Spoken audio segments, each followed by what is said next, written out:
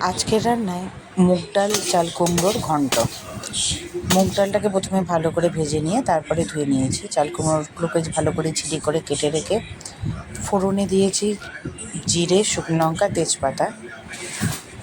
ফোড়ন হয়ে যাওয়ার পরে তেলের মধ্যে চাল কুমড়োগুলোকে ভালো করে ছেড়ে দিয়েছি।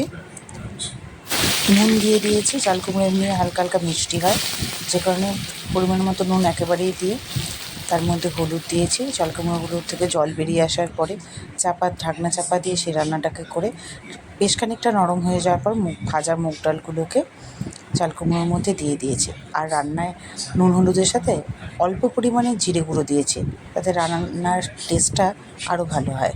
চাল কুমড়ো মুগ ডালের ঘন্ট এইভাবে রান্না করে খেলে দারুণ লাগবে। নিরামিষের দিন এই রান্নাটা অনবদ্য, স্বাদেও অনবদ্য এবং দেখতেও একটা সুন্দর হলুদ স্ট্রাকচার খুব সুন্দর দেখায়।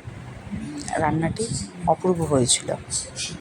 এই রান্নায় কাঁচা লঙ্কা ব্যবহার করলে বেশ ভালো লাগে। আর রান্নার শেষে মুগ ডালে সমস্ত চাল কুমড়োর জল টেনে নেওয়ার পরে রান্নাটি কমপ্লিট হয়ে যাওয়ার পরে 2-4টে কাঁচা লঙ্কা ওপর থেকে দিয়ে দিলে কাঁচা লঙ্কার যে স্বাদ এবং গন্ধ আরও ভালো লাগে।